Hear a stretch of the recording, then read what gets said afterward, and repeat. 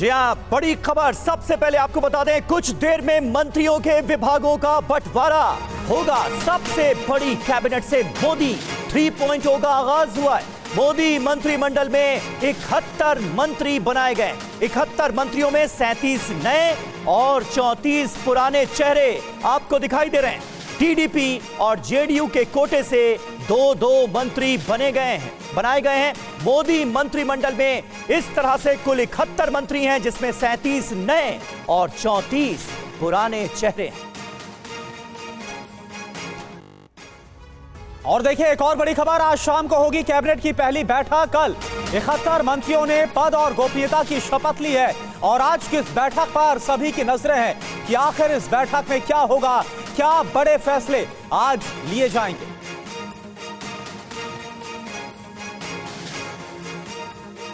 देखिए, आज शाम होने जा रही है कैबिनेट की पहली बैठक और मिशन 2047 पर पूरा जोर नजर आ रहा है। यानी 2047 तक देश को विकसित भारत बनाना है। बड़ी तस्वीर अब हम आपके सामने रखने जा रहे हैं। ये देखिए, 71 मंत्रियों ने कुल शपथ ली है और इनमें से 37 चेहरे नए हैं। 37 नए मंत्री और 33 पुराने मंत्री, जिन्हें इस बार भी किया गया है रिटेन। खासियत देखिए क्या है, 36 साल के नायडू सबसे युवा चेहरा बन गए हैं मोदी मंत्रिमंडल का और 78 साल के जीतन राम मांझी सबसे बुजुर्ग चेहरा होंगे मोदी मंत्रिमंडल का।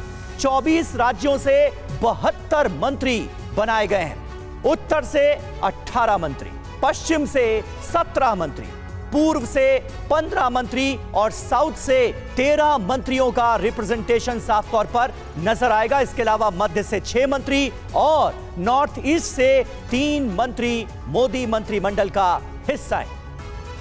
देखिए, खास बात यह भी कि 7 पूर्व सीएम इस बार मोदी मंत्रिमंडल में नजर आ रहे हैं। 7 महिलाएं भी हैं और 6 सियासी परिवारों से भी मंत्री बनाए गए हैं। अब किस तरह के जातिगत समीकरण साधने की कोशिश की गई है, ये आंकड़ा देखिए। 27 ओबीसी मंत्री, 10 एससी मंत्री, 5 एसटी मंत्री और कोई मुस्लिम मंत्री नहीं है। सबसे अमीर मंत्री कौन, यह सवाल भी आपके जहन में होगा। इसका जवाब हमारी अगली ग्राफिक प्लेट में आपके सामने आएगा। सबसे अमीर मंत्री चंद्रशेखर पेम्मासानी हैं और सबसे कम पैसे वाले मंत्री जीतन राम मांझी हैं, जो कि सबसे बुजुर्ग मंत्री भी हैं। बिल्कुल, तो जो नई कैबिनेट है, मंत्रिमंडल, क्या खासियत है ये अभी आपको बताया और किस दल के कितने मंत्री बने ये भी आप जरा देख लीजिए। किस दल को कितनी हिस्सेदारी मिली है। तो कुल मिलाकर जो 30 कैबिनेट मंत्री है वो बनाए गए हैं और बीजेपी के उसमें से 25 जो कैबिनेट रैंक के मंत्री हैं वो बनाए गए हैं। और अगर सहयोगी दलों की अगर हम बात करें तो 5 जो सहयोगी दल है उनका अगर जिक्र करें, सबसे पहले अगर हम जेडीएस की बात करें तो 1 कैबिनेट मंत्री जेडीएस की तरफ से और इसके अलावा एचएएमएस की अगर हम बात करें, यानी कि हम की अगर बात करें जीतन राम मांझी की, तो उनको मंत्री बनाया गया। जेडीयू को भी 1 कैबिनेट रैंक का पद मिला है और इसके अलावा टीडीपी को भी 1 कैबिनेट पोस्ट मिली है और एलजेपी रामविलास की अगर बात करें तो कैबिनेट रैंक का मंत्री बनाया गया है। तो ये कुल मिलाकर इस तरह से हिस्सेदारी दी गई है। और स्वतंत्र प्रभार वाले मंत्री 5 हैं, जिसमें से बीजेपी के 3 हैं। ये भी आपको बता दें, जिनको इंडिपेंडेंट चार्ज मिला है। अब देखिए, सहयोगी दलों की अगर बात करें तो शिवसेना के 1, आरएलडी के 1। बहरहाल अहम खबर आ रही है, पीएम मोदी आज 11:30 बजे अपना कार्यभार संभालेंगे बतौर प्रधानमंत्री। ये अहम खबर सामने आ रही है। 11:30 बजे का वक्त मुकर्रर किया गया है जब प्रधानमंत्री नरेंद्र मोदी पीएमओ में अपना कार्यभार, अपना कामकाज संभालेंगे। और हमारे साथ इस वक्त तमाम खास मेहमान भी मौजूद हैं, उनसे जल्दी से आपका तारुफ करा दें। अनिला सिंह हमारे साथ मौजूद हैं, भारतीय जनता पार्टी की प्रवक्ता। कंचना यादव हमारे साथ हैं, आरजेडी की प्रवक्ता। डॉक्टर वरुण पुरोहित हमारे साथ मौजूद हैं, कांग्रेस पार्टी के नेता। और निहोरा प्रसाद यादव हमारे साथ हैं, नेता हैं जेडीयू के। सबसे पहले अनिला जी, मैं आपके पास ही आ रहा हूं। प्रधानमंत्री नरेंद्र मोदी अब से थोड़ी देर बाद अपना कार्यभार संभालने जा रहे हैं और एक बात इस बार खास नजर आ रही है, मिशन 2047 पर जोर है। यानी मोदी 2.0 में जो संकल्प लिया गया था उसे पूरा करने की कोशिश सर्वप्रथम पहले एजेंडे के तौर पर सामने आ रही है। इसके बारे में और क्या बताना चाहेंगे आप? मेरी सबको राम राम। और ढेर सारी बधाई, ढेर सारी शुभकामनाएं जो हमारी नई एनडीए की सरकार बनी है, मोदी 3 की सरकार बनी है। अपने आप में रिकॉर्ड कायम हो गया है, क्योंकि नेहरू जी की अगर हम बात करते तो उस वक्त तो ना तो कोई अपोजिशन हुआ करता था खास, ना ही कोई टेलीविजन होता था, ना सोशल मीडिया होता था, ना कुछ भी नहीं। और उस वक्त में तीसरी बार प्रधानमंत्री बनना और आज की तारीख में तीसरी बार प्रधानमंत्री बनने में जमीन आसमान का फर्क है। दुनिया में रिकॉर्ड कायम कर दिया। मैं सैल्यूट करती हूँ नरेंद्र मोदी जी को, जिस हिम्मत के साथ और सबको साथ लेकर ये चुनाव लड़ा है। निरंतर किस प्रकार के आरोप प्रत्यारोप चल रहे थे चुनाव के दौरान, उन सब को ध्वस्त करते हुए मोदी 3 की सरकार बन रही है। बहुत अच्छा नेतृत्व है, बहुत अच्छा मंत्रिमंडल है और 100% की श्योरिटी है कि जो कहा है वो करके दिखाएंगे। हम देख रहे हैं कि पिछले 10 वर्ष में भारतवर्ष ने जिस प्रकार से विकास किया, किसी भी क्षेत्र में देख लीजिए, कहने को कुछ भी कोई कुछ भी बोल देता है। जब डाटा स्टैटिस्टिक्स, कंपैरेटिव स्टैटिस्टिक्स पे आते हैं तो उनकी बोलती बंद हो जाती है। और इस भारतवर्ष ने जनादेश दिया है तो मोदी जी के नाम पर जनादेश दिया है। भारतीय जनता पार्टी सबसे बड़ी पार्टी बनकर आई है और जहां हम पीछे रह गए हैं उस पर चिंतन मनन होगा। परंतु आज भी जैसे नरेंद्र मोदी जी ने कहा, उनके लिए राष्ट्र, राष्ट्र और राष्ट्र है, बिना भेदभाव के। ये रिफ्लेक्शन आपको मंत्रिमंडल में भी दिखाई दे रहा होगा। मुझे खुशी है कि 7 महिलाएं जो हैं वो मंत्रिमंडल में शामिल हुई हैं, 2 कैबिनेट में हैं। तो ये अपने आप में जो रिप्रेजेंटेशन है उससे मुझे बहुत खुशी हो रही है। और सबसे बड़ी बात तो ये है कि नरेंद्र मोदी जी हैं जिन्होंने महिलाओं को आरक्षण दिया है। आगे भविष्य में आने वाले चुनावों में आप देखिएगा कि पॉलिसी मेकर्स में महिलाओं का जो रिप्रेजेंटेशन होगा उस ठीक है, और आप देखेंगे ताकतवर। ठीक है, यानी कि एक ठीक है, यानी जिस तरह से 37 नए चेहरों को और 34 चेहरों को रिटेन किया गया है और अब आगे बढ़ती हुई जो एनडीए की सरकार है वो नजर आ रही है। अगला जो मिशन है 2047 का, ये खास तौर पर लिया गया 100 दिन के कामकाज का। हमारे साथ कंचना यादव भी है जो कि आरजेडी की प्रवक्ता है, उनका हम सीधे रुख करते हैं। कंचना यादव जी, इस सवाल देखिए आपसे ये है, देखिए विपक्ष, आप लोग तो सवाल उठा रहे थे कि आखिर कैसे गठबंधन की सरकार को बनाएंगे, कैसे चलाएंगे, कैसे खींचतान होगी, ये सब आप लोग बोल रहे थे। लेकिन आपने देखा कैसे सुचारू तरीके से, शांतिपूर्ण तरीके से, आम सहमति से आप जो बंटवारा है वो हो गया है, मंत्री पद दे दिया गया है। अब आप किस तरह से भूमिका निभाएंगे विपक्ष के तौर पर, आप क्या करने वाले, ये बताइए। देखिए, सबसे पहले तो ये जब से मैं सुन रही हूँ लगभग सारे चैनल्स पे कि ये जो कहा जा रहा है कि नेहरू के बाद तीसरी बार शपथ लेने वाले पहले प्रधानमंत्री नरेंद्र मोदी जी हैं, दिस इज ब्लेटेंट लाई। इसलिए कि वाजपेयी जी भी 3 बार शपथ लिए थे। वो मैटर नहीं करता कि सरकार 13 दिन में गिरी, सरकार 13 महीने में गिरी या सरकार 5 साल चली। बात शपथ लेने की है तो शपथ वाजपेयी जी भी 3 बार लिए थे। इस फैक्ट को याद रखना जरूरी है और टीवी पर भी दिखाना उतना ही जरूरी है। और मैं इसलिए कह रही हूँ कि बार बार नेहरू जी से जो तुलना हो रही है, नेहरू जी फुल मेजॉरिटी के साथ 3 बार आए थे और नेहरू जी को जो भारत मिला था, जो बिखरा हुआ भारत मिला था, जो नंगा भूखा भारत मिला था, वो भारत प्रधानमंत्री नरेंद्र मोदी जी को नहीं मिला था। और सबसे अहम बात, आपके स्क्रीन पर मोदी 3.0 चल रहा है। मोदी जी खुद कह चुके हैं, उन पर भी मोदी सरकार, बीजेपी सरकार का नाम नहीं ले रहे, एनडीए सरकार का नाम ले रहे हैं। तो एनडीए 3.0 यहाँ पर होना चाहिए, लेकिन अभी भी गुणगान मोदी 3.0 का चल रहा है, जबकि ये सरकार बैसाखियों पर बनी हुई है। लेकिन उससे अहम बात आज यह ध्यान रखने की जरूरत है कि कल जिस समय प्रधानमंत्री नरेंद्र मोदी जी शपथ ले रहे थे, हमारी पूरी कैबिनेट, न्यू कैबिनेट शपथ ले रही थी, उसी समय जम्मू में एक आतंकी हमला होता है। उस जगह पर होता है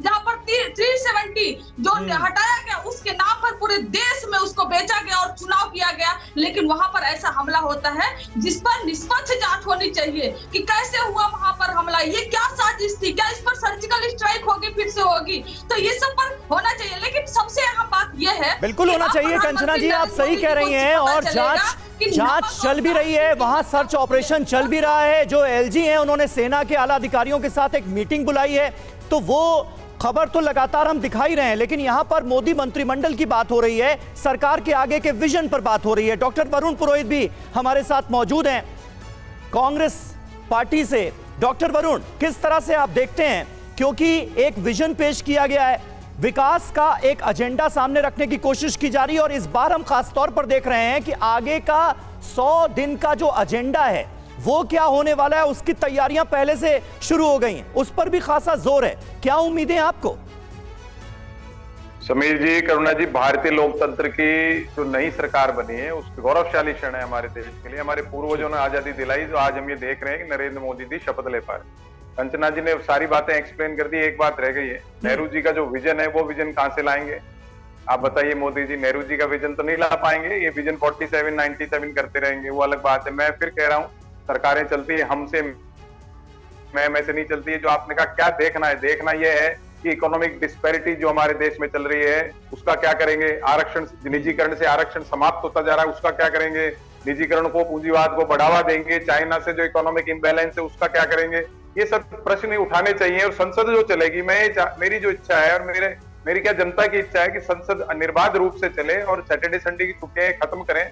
और जैसे चुनाव में 24 घंटे जाते हैं, 24 घंटे उस पर चर्चा करें और व्यापक चर्चा रखें। ये नहीं 150 सांसद निलंबित कर दिए उसके बाद आप कोई पास कर दोगे कानून। उसको वो एक नेहरू जी वाला विजन जो मैंने कहा ना, वो आपको ब्रॉड माइंडेड भी बनना पड़ेगा। अगर कोई विपक्ष का एक सिंगल सांसद भी आया है और कोई प्रश्न उठाता है, उसको सुनिए आप, वो देखना होगा। हमसे चलते हैं कि मैं से चलते हैं। अभी से ही देखिए, मैंने देखा सरकार बनते ही तो नेहरू जी को, इंदिरा जी, राजीव जी, अभी फिर शुरू हो गए। अब ये कांग्रेस को कोसेंगे, गांधी परिवार को कोसेंगे, या आगे जो विजन की बात करते हो उसको, विजन में तो ये सब कोसना आता नहीं है। विजन तो एक प्रोग्रेसिव चीज होती है, वो प्रोग्रेसिव सोच लगेंगे। मुझे नहीं लगता है लगेंगे, अभी तक भी बाहर नहीं आ रहे। नेहरू जी से कंपैरिजन स्टार्ट कर दिया। अरे भाई, नेहरू जी का कंपैरिजन आप नहीं कर सकते, पूर्वजों का कंपैरिजन हम नहीं कर सकते कभी। पर ये नहीं मानेंगे। मुझे ऐसा लग रहा है कि जो एक स्वभाव, एक जैसे केमिकल प्रॉपर्टीज होती हैं एलिमेंट की, वो मुझे नहीं लगता बदल पाएंगे। अगर बदलेंगे तो स्थायी सरकार लंबी चलेगी, नहीं बदलेंगे तो लंबी सरकार नहीं चलेगी। ठीक है। इकोनॉमिक डिस्पैरिटी पे ध्यान देना, जातीय जनगणना की विपक्ष ने बात की, उसका क्या आधार होगा, कैसे क्या करेंगे, देश को बताएं। नहीं बताएंगे तो विपक्ष उस पर प्रश्न उठाएगा, और विपक्ष उठाएगा प्रश्न तो आप निलंबित करोगे क्या सांसदों को? तो वो मैंने फिर कहा, ब्रॉड माइंडेड होकर के सबको साथ लेके चलने की जो विजन जिसका आपने कहा, वो ब्रॉड माइंडेड होना पड़ेगा, ब्रॉड विजन करना पड़ेगा। पूंजीवाद, निजीकरण से इनको हटना होगा। महंगाई और बेरोजगारी से जनता परेशान है। क्यों परेशान है उस पर आप चर्चा करिए। महिलाओं के प्रति जो अत्याचार देश में जगह जगह, मणिपुर पे वापस फोकस होगा कि नहीं होगा? खाली संदेश खाली जैसा एपिसोड तो उठा दिया इन्होंने। या जो बिल्कुल ये वो मुद्दे हैं जो कि इस वक्त कांग्रेस की तरफ से हमने देखा कि कैसे चुनाव के दौरान भी उठाए गए और अब सरकार गठन के बाद भी इन मुद्दों को आप सामने रख रहे हैं। लेकिन इस बीच जेडीयू का रुख करता हमारे साथ निहोरा प्रसाद जी जुड़े हुए हैं जेडीयू से। निहोरा प्रसाद जी, आप तो देखिए सरकार के साथ है, नरेंद्र मोदी के साथ है, तो किस तरह से भूमिका होगी? अभी आपने देखा पुरोहित साहब जिन सवालों को उठा रहे थे, चाहे वो जातिगत जनगणना हो या फिर कई बड़े फैसले जो पिछले कार्यकाल में छूट गए, लेकिन इस कार्यकाल में कहा जा रहा है कि नरेंद्र मोदी की सरकार 3.0 को पूरा करना चाहेगी। तो क्या हर बड़े फैसले के साथ आपका पूरा 100% 100% समर्थन होगा सरकार को? कैसी भूमिका आपकी होगी? अब मैं सबसे पहले मंत्रिपरिषद में शामिल हुए हैं उनको बधाई देना चाहते हैं, और ख़ास करके बिहार में जो प्रतिनिधित्व पिछले बार से अधिक मिला है, इन सारे मंत्रियों को बधाई देना चाहते हैं। और जहाँ तक पुरोहित जी ने जो सवाल उठाया, मैं बहुत उन चीज़ों पर नहीं कहना चाहता हूँ, क्योंकि टेप है इनके पास। अभी अपोजिशन के पास टेप है, एक बार टेप हो गया वही बात लगातार सारे प्रवक्ता इनके बोलते हैं। भाई, हम किसी से तुलना क्यों करेंगे? हम तो बड़ी लकीर खींचना चाहते हैं। अब देश का जो हालात है, उस हालात में काम 10 वर्षों में हुआ और 5 वर्ष जनता ने और मौका दिया, तो पहले काम तो देखिए आप। अभी पूरी विभागों का बंटवारा नहीं हुआ, आलोचना आप शुरू कर दिया, तो भाई विभाग का बंट जाने दीजिए। महीना 2 महीना 6 महीना देखिए। देश हित में या देश की समस्याओं पर कोई काम न हो तब आलोचना करना उचित है। एक सवाल बराबर ये लोग उठाते हैं आरक्षण का। भाई, आरक्षण का सवाल उठाते हैं कांग्रेस के लोग। मैं आरजेडी को नहीं कह रहा हूँ, कांग्रेस को कह रहा हूँ। तो ये बताइए जरा, आज़ादी के बाद जब तक आप केंद्र में मंत्री सरकार आपकी रही जी, तब तक केंद्र के नौकरियों में आरक्षण क्यों नहीं आपने दिया? आज पिछड़ों के हितैषी बने हुए हैं, चर्चा करते हैं। आप वही बात बोलते हैं जो काम अपने राजकाज में नहीं कर पाए। यानी काका का लेकर आयोग बनाया आपने, उसको भी रिपोर्ट आने के बाद में डंप कर दिया। कहाँ आपने आरक्षण दिया? 55 वर्षों तक पिछड़ों को छला आप लोगों ने। आज भले ही पिछड़ों की बात कर रहे हैं, खैर वो बात खत्म हो गई, लेकिन मैं इतना ही कहना चाहता हूँ कि जो सरकार बनी है तीसरी बार आदरणीय नरेंद्र मोदी जी के, निश्चित रूप में देश को दिशा देगा। देश के मध्यवर्गीय परिवार, देश के जो गरीब परिवार हैं, सारे के हितों के लिए निर्णय लिए जाएंगे, इतना ही मैं कह सकता हूं। ठीक है, ठीक है। कंचना यादव जी भी हमारे साथ मौजूद हैं। कंचना जी, एक बात मैं आपसे जरूर कहना चाहूंगा, ये पंडित नेहरू से जो तुलना की जा रही है, क्योंकि भाई 60 दशक बाद भारत के इतिहास में ऐसा हुआ है कि लगातार तीसरी बार किसी प्रधानमंत्री ने शपथ ली है। आप जब पिछली बार बोल रही थी तो ब्लेटेंट लाई भी इसे कह गई, अटल बिहारी वाजपेयी का आपने एग्जाम्पल भी दे दिया, लेकिन आपको ये पता होना चाहिए कि भाई 13 दिन की जो सरकार बनी थी उसके बाद गैप हुआ, उसके बाद 99 में, यानी पहली 96 में और फिर 99 में अटल बिहारी वाजपेयी ने शपथ ली। यह कहा जा रहा है कि लगातार तीसरी बार प्रधानमंत्री बनने वाले नरेंद्र मोदी पंडित नेहरू के बाद दूसरे शख्स हैं, इसमें कहीं कोई दिक्कत नहीं है। और मेरा सवाल आपसे यह है कि भाई पंडित नेहरू से तुलना में दिक्कत क्या है आपको? नहीं, पंडित नेहरू से तुलना में इसलिए दिक्कत है कि वाजपेयी जी के भी चरणों तक भी नहीं है प्रधानमंत्री नरेंद्र मोदी जी, और इतिहास आप बताना ही पंडित नेहरू चाहिए से ना। तुलना कर रहे हैं। एक सेकंड, मैं इसलिए कह रही हूँ कि पंडित नेहरू सिर्फ प्रधानमंत्री नहीं थे, देश की आजादी के पहले भी उनका बहुत बड़ा योगदान था, और उस योगदान को आप प्रधानमंत्री नरेंद्र मोदी के किस योगदान से तुलना करेंगे? और प्रधानमंत्री जो पंडित नेहरू जी को जो देश मिला था, उस देश को अगर मोदी जी को मिलता तो क्या इस देश को वो सजा पाते? नहीं कंचना जी, लेकिन आपने जो ब्लेटेंट लाई वाली बात कही कि ये झूठ चल रहा है आपके चैनल पर, आप उसके लिए खेद जताएंगी कि आपने गलत कहा?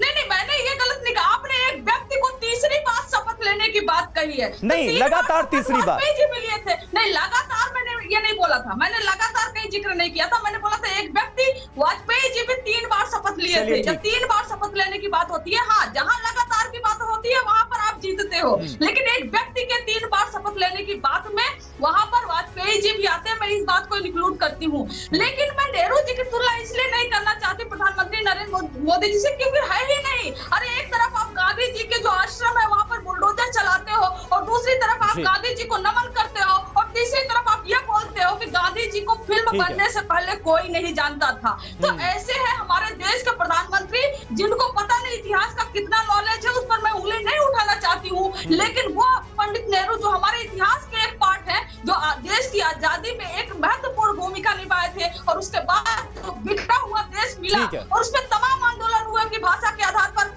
राज्य बनाओ, और अलग अलग राज्य बनाए गए। 500 साढ़े 500 जो प्रांत थे, अलग अलग जोड़ के उनको 30 लगभग जो राज्य बनाया गया, अब 30 हो गया, तब 16-17 था बनाया गया। तो ये काम प्रधानमंत्री नरेंद्र मोदी के हक में नहीं आया, उनके नहीं आया। मणिपुर आया, जहाँ पर आग लग रहा था, वो एक राज्य तक को नहीं बचा पाए वो। और आपको लगता है कि ऐसे प्रधानमंत्री नरेंद्र मोदी जी को अगर वो बिखरा हुआ भारत, वो नंगा भूखा भारत, वो गरीब भारत, वो बेसहाय भारत मिला, चलिए ठीक है, ये मुद्दे एक बार फिर से रिपीट होते हुए नजर आ रहे हैं। ठीक है, जवाब ले लेते हैं कंचना यादव जी। अनिला सिंह हमारे साथ बीजेपी से हैं। अनिला जी, एक बात बताइए, इस बार तो एक बड़ी चुनौती आपके साथ है कि गठबंधन की सरकार है और सभी अलायंस को, सभी साथियों को साथ लेकर चलना है, बैलेंस करना, और इसकी काफी कोशिश मंत्रिमंडल में भी देखने को मिल रही है। लेकिन आपको लगता है कि उससे एक बड़ी ज्यादा चुनौती आपके सामने है? इस बार एक मजबूत विपक्ष भी है 234 के आंकड़े के साथ, और हमने देखा कांग्रेस के बड़े नेताओं का जो बयान है, चाहे जयराम रमेश हो या फिर कई जो नेता, वो ये बोल रहे हैं कि भाई रचनात्मक आप भूल जाइए, क्योंकि उस तरफ नरेंद्र मोदी बैठे, इसलिए हम काफी आक्रामक ही रहेंगे। मैं यहाँ पर 3 बात कहना चाहूंगी, और शुरुआत करूंगी कंचना यादव जी जिस पार्टी से आ रही है, एक फेल्ड पार्टी, फेल्ड अलायंस। और जो फेल्ड होते हैं ना, वो इसी तरीके से चिल्लाते हैं, बिना तथ्यों के आधार पर चिल्लाते हैं और झूठ बोलते हैं। इन्होंने कहा शपथ की बात करी आपने, और मैंने सरकार की बात करी, पर इनको समझ में नहीं आया। पर यह है जिसका नेता ही अंडर ग्रेजुएट हो, जो ग्रेजुएट तक ना हो, उस पार्टी से आप एक्सपेक्ट भी क्या कर सकते हैं? इसी तरीके का झूठ और अधकचरी नॉलेज को, ज्ञान को यहाँ पर परोसेंगे, सोचेंगे कि राष्ट्र की जनता कन्विंस हो जाएगी। दूसरी बात, Nehru ji definitely historic mistake थे इस भारतवर्ष के।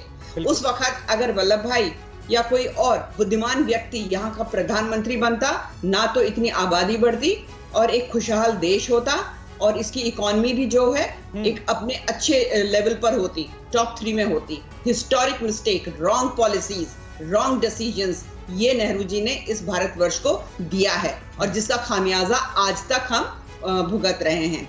और तीसरी बात ये है कि नरेंद्र मोदी जी की जो सरकार है, एनडीए की जो सरकार है, जो बारंबार बैसाखी दो बैसाखी की बात कर रहे हैं, जी नहीं, वो हमारी दो भुजाएं हैं, हमारे दो हाथ हैं। ठीक है, आप लोगों की जो सोच है ना, छोटी और सोच है, इसीलिए यहाँ पर कंचन यादव जी बैठ के कंचना अनिला जी, जो मजबूत विपक्ष को लेकर भी मैंने आपसे सवाल पूछा, उसको आप कैसे देखेंगे, इस पर क्या जवाब होगा? नहीं, और अनिला जी थोड़ा सा अल्फाजों पर काबू भी रखना चाहिए। जिन अल्फाजों का आप इस्तेमाल कर रही हैं, थोड़ा सा उनको सुन भी लें कि आप क्या कह रही हैं। आप सभी से गुजारिश है कि इस तरह के किसी भी अल्फाज का इस्तेमाल ना करें, प्लीज। काबू रखना चाहिए। मेरे नेता को, राष्ट्रीय प्रधानमंत्री को जो मन में आ रहा है उल्टी सीधी बकवास करेंगे यहाँ पर बैठकर, मैं इनकी आरती उतारूंगी, इनकी सच्चाई जो है उजागर करके छोड़ूंगी। नहीं, अनिला जी, दोनों के लिए कहा गया है, चाहे कंचना जी हो, आप हो, जो या फिर तुलना करने लायक नहीं है, वो वाजपेयी जी से भी तुलना करने लायक नहीं है, वाजपेयी जी के भी तुलना करने लायक नहीं है। बंद करिए, आप जो बोल रही थी मैं बीच में नहीं बोल रही। नहीं, अनिला जी अपना जवाब पूरा करिए, कोई बात नहीं, आप जवाब पूरा करिए, बस थोड़ा ध्यान रखिए आप क्या बोल रहे हैं, ये दोनों के लिए कहा है। मोदी जी अलग, वाजपेयी जी अलग, नेहरू जी अलग, इंदिरा जी अलग, नेहरू जी से। ठीक है, कंचना जी, जो बता दिया गया है, इनको चुप कराइए। कंचना जी, जिस शब्द को लेकर ऑब्जेक्शन था वो बता दिया गया है। आप सभी से ये गुजारिश है कि ऐसे अल्फाजों का इस्तेमाल ना करें जो बिलो द बेल्ट जाएं। दूसरी बात ये कि ये कंचना जी की मर्जी है, वो पंडित नेहरू से तुलना करना चाहें, अटल बिहारी वाजपेयी से करना चाहें। अनिला जी, इसमें इतनी नाराजगी का क्या सबब है? नहीं, नाराजगी नहीं है। इन्होंने कहा कि इन्होंने अभी जो है मेरे नेता को, राष्ट्रीय प्रधानमंत्री को उल्टा सीधा बोला, मैं सुनूंगी, इनका मुंह बंद करा के रख दूंगी। और जहां तक आप मजबूत विपक्ष की बात कर रहे हैं, मैं तो कहती हूँ कि बहुत अच्छी बात है, मजबूत विपक्ष होना चाहिए, लोकतंत्र की यही पहचान है। हमेशा हमारी सरकार ने, हमेशा जो स्पीकर साहब है, चाहे वो राज्यसभा के हो चाहे वो लोकसभा के हो, हमेशा प्रयास किया कि सब लोग पार्टिसिपेट करें डिबेट पर। ये लोग पार्लियामेंट चलने देते हैं? वॉकआउट, धरना प्रदर्शन, बदतमीजी की हद पार करते हैं। स्पीकर के ऊपर उंगली उठाना, गाली गलौज करना, टेबल पे चढ़ जाना, क्या किया इन लोगों ने? यही किया है ना। ठीक है, विरोध लेकिन विपक्ष का अधिकार है, विरोध विपक्ष का अधिकार है। वॉकआउट जिसका आप जिक्र कर रही हैं वो भी विपक्ष का अधिकार है। डॉक्टर वरुण पुरोहित हमारे साथ मौजूद हैं, उनसे जान लेते हैं कि इस बार स्ट्रेटेजी क्या रहने वाली है। नंबर ज्यादा है, विपक्ष की आवाज संसद के अंदर बुलंद रहेगी, इसमें भी कहीं कोई शक नहीं है डॉक्टर वरुण पुरोहित। लेकिन जब यह कहा जाता है कि इस बार रचनात्मक नहीं, इस बार हम अग्रेसिव रहेंगे, आक्रामक रहेंगे, तो पिछली सरकार के दौरान, पिछले सत्र के दौरान जो हंगामा, जो पैसों की बर्बादी पब्लिक के हमने देखी है, वो भी एक सवाल जहन में आता है कि वो दोबारा रिपीट तो नहीं होने जा रही ना। समीर जी, संसद चलाने का जो दायित्व है ना, कर्तव्य है, वो पक्ष का होता है, सरकार पक्ष। जो सरकार होती है उसको एक, मैंने कहा ना, ब्रॉड, बड़ा दिल रखना पड़ता है और सबकी सुनने का एक हम से चले सरकार एक स्वभाव होता है। तो स्वभाव से चलेंगे तो संसद चलेगी। और ये बार बार जिक्र करते हैं तो जब मनमोहन सिंह जी की सरकार थी कितनी संसद चलने देते थे? वो खैर अलग प्रश्न है, अलग अलग सरकारें, अलग अलग विपक्ष अपने हिसाब से कार्य करता है। मैंने आपको कहा इकोनॉमिक डिस्पैरिटी जो है समाज में बढ़ती जा रही है। सोशल, पॉलिटिकल बातों से हट करके सोशल और इकोनॉमिक इश्यूज पे संसद में चर्चा होनी चाहिए। और खास तौर से जो महिलाओं की, महिला सुरक्षा की बात है, मैंने मणिपुर की बात की, उसके अलावा देश में जगह जगह हो रखे हैं, किसकी सरकार हो, जो महिलाओं के खिलाफ जो हो रहे हैं तरह तरह के क्राइम्स, उस पर एक नेशनल पॉलिसी बननी चाहिए। वो अलहदा होनी चाहिए किसी पार्टी पॉलिटिक्स से हट करके। और उस पर एक जैसे विदेश की महिला के साथ कुछ होता है तो कोर्टों के अंदर फास्ट ट्रैक की जैसे फटाफट डिसीजन होता है 10 दिन 8 दिन में, उस प्रकार से कोई एक नया जैसे फास्ट ट्रैक का है तो कॉन्सेप्ट लाए, वैसे एक महिलाओं के लिए अलग से फास्ट ट्रैक कोर्ट लानी चाहिए। और वो सोशल इश्यूज, मैंने इसलिए कहा कैसे क्राइम क्यों बढ़ रहे हैं, कोई फिल्मों को देख के बढ़ रहे हैं, कोई ओटीटी प्लेटफॉर्म देख के बढ़ रहे हैं, या कोई शिक्षा में हमारी कमी है, तो उसको दूर करने की आवश्यकता है। अब उसके लिए आपको हम की स्वभाव से चलना पड़ेगा,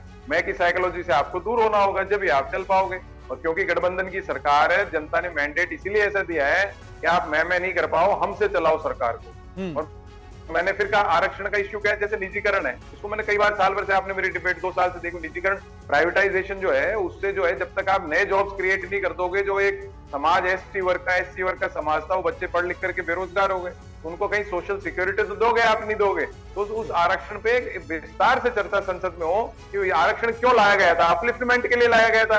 अब जब निजीकरण कर दोगे, नए जॉब्स नहीं होंगे उस कंपैरिजन में, हर साल के कंपैरिजन में, तो बच्चे जाएंगे कहाँ? तो वो जो सोशल एक असंतोष समाज में आता जा रहा है, उसको भी तो आप हर क्रॉस सेक्शन ऑफ सोसाइटी पे ध्यान देने की आवश्यकता है। और इकोनॉमिक की बात मैं इसलिए कह रहा हूँ, चाइना से इतना व्यापारिक इम्बैलेंस होता जा रहा है, वो देश की इकोनॉमी के लिए खतरनाक है। इन सब इश्यूज पे चर्चा होने की आवश्यकता है, बजाय इसके कि नेहरू जी मिस्टेक थे, इंदिरा जी भी मिस्टेक थी, राजीव जी भी मिस्टेक थे, सारे मिस्टेक थे, खाली मोदी जी ठीक है, बिल्कुल। और देखिए आगे की बात भी कही जा रही है, अगले 100 दिन का काम करने का एजेंडा होगा, इस पर भी जो डिस्कशन है वो लगातार हो रही है। हमने देखा पहले मीटिंग हुई है और आज की कैबिनेट की मीटिंग में भी यही कहा जा रहा है कि इस पर चर्चा होगी।